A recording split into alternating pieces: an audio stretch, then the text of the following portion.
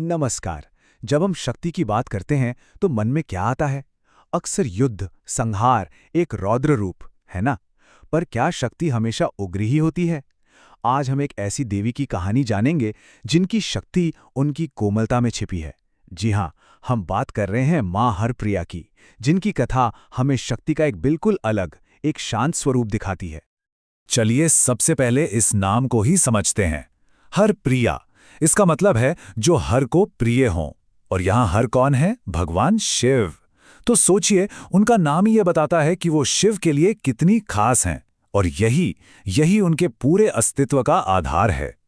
तो कैसा है हरप्रिया का स्वरूप? क्या वो दुर्गा की तरह शस्त्रधारी है या काली की तरह रौद्र? नहीं, बिल्कुल नहीं। वे तो प्रेम, करुणा, घर की शांति और सौभाग्य की देवी हैं। ये असल में पार्वती का वो पवित्र, सौम्य और कल्याणकारी रूप है जिससे शिव सबसे ज्यादा स्नेह करते हैं। अब कहानी की शुरुआत कहां से होती है? जरा उस समय में चलते हैं जब सती के देह त्याग के बाद भगवान शिव दुनिया से पूरी तरह विरक्त हो गए थे। वो एक गहरी, बहुत गहरी समाधि में चले गए। और उनके बिना आप जानते हैं, ब्रह्मांड का पूरा संतुलन ही बिगड़ गया। देवता परेशान थे क्योंकि सृष्टि अधूरी महसूस हो रही थी। इसे ऐसे समझिए, एक गहरा खालीपन था। शक्ति के बिना शिव अधूरे थे, चेतना बिना ऊर्जा के स्थिर थी। और शिव के बिना शक्ति का कोई मकसद ही नहीं था। ऊर्जा बिना चेतना के दिशाहीन थी। ये एक तरह की ब्रह्मांडीय शून्यता थी जिसे भरना बहुत बहुत जरूरी था। और इसी ब्रह्मांडीय शून्य को भरने के लिए हिमालय के घर में एक दिव्य कन्या का जन्म हुआ। उनका गौरवर्ण, शांत आंखें और एक ऐसा दिल जो करुणा से लबालब भरा हुआ था। यही थी हरप्रिया, वो शक्ति जो सिर्फ और सिर्फ शिव के लिए ही जन्मी थी। यहां से कहानी एक बहुत ही खूबसूरत, एक बहुत ही अनोखा मोड़ लेती है। हरप्रिया ने शिव को पाने के लिए वो कठोर तपस्या वाला रास्ता नहीं चुना। नहीं, उन्होंने प्रेम से भरी हुई भक्ति का रास्ता अपनाया। और उनकी इसी अनोखी साधना को नाम दिया गया प्रिया तप, यानी प्रेम से किया गया तप। और ये कोई ऐसी चीज नहीं थी जो उन्होंने बाद में सीखी। ये तो उनके स्वभाव का हिस्सा था। बचपन से ही उनका दिल शिव के लिए एक अथाह, कभी न डिगने वाले प्रेम और समर्पण से भरा था। उनका मन कमाल का स्थिर और शांत था और उनकी आंखों में बस एक ही ध्येय था। और उनका ये एक कथन, बस एक लाइन उनके पूरे अस्तित्व को, उनकी पूरी फिलॉसफी को बता देती है। प्रेम मेरा स्वभाव है और शिव मेरा ध्येय। इसमें कोई जिद नहीं, कोई मांग नहीं, सिर्फ एक सहज, एक निर्मल समर्पण है। और यही उनकी सबसे बड़ी शक्ति थी। तो सवाल उठता है कि ये प्रिय तप आखिर था क्या? ये कठोर तपस्या से अलग कैसे था? देखिए, उन्होंने जप किया, उपवास भी रखा, ध्यान लगाया और शिव तत्व का चिंतन किया और प्रकृति को अपना गवाह बनाया। मजे की बात यह है कि उनका तप आग की तरह जलाने वाला नहीं था, बल्कि चांद की शीतल रोशनी की तरह शांत और उज्जवल था।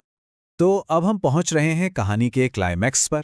शिव गहरी समाधि में है, दुनिया से पूरी तरह कटे हुए। सवाल यह था कि क्या ये सौम्य भक्ति, ये कोमल ऊर्जा उन तक पहुंच भी पाएगी? क्या ये प्रेम की कोमल तरंगें उनकी समाधि को तोड़ सकती थीं? और जानते हैं क्या हुआ? बिल्कुल वैसा ही हुआ जैसे एक कोमल हवा का झोंका करता है। सोचिए कैलाश की घाटियों से एक मंद हवा चल रही हो। ठीक उसी तरह हरप्रिया की सौम्य और निर्मल भक्ति की ऊर्जा शिव की समाधि तक पहुंची। ये कोई जोर जबरदस्ती नहीं थी, बस एक शांत कोमल स्पर्श था। और फिर वो हुआ जिसकी शायद किसी ने उम्मीद भी नहीं की थी। सदियों से जो समाधि किसी भी चीज से नहीं टूटी थी, वो इस कोमल भक्ति से टूट गई। शिव ने अपने नेत्र खोले, ब्रह्मांड ने मानो एक राहत की सांस ली। और उनके नेत्र खोलने के बाद उन्होंने जो कहा, वो इस पूरी कहानी का, इस पूरे दर्शन का सार है। उन्होंने कहा, ये भक्ति कठोर नहीं परंतु अत्यंत सत्य है, ये मुझे प्रिय है। शिव ने भक्ति की कठोरता को नहीं, उसकी सच्चाई और उसकी निर्मलता को महत्व दिया। और बस उसी पल से ये स्वरूप हरप्रिया कहलाया। तो हरप्रिया का ये जो स्वरूप है ना, ये शक्ति की पूरी परिभाषा ही बदल देता है।